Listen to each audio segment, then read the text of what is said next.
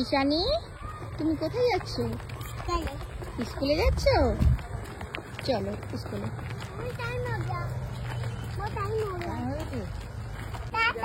ঠিক আছে,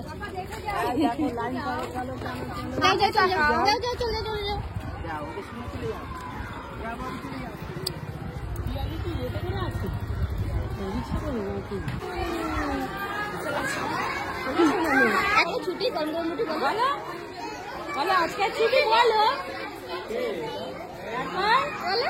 বলো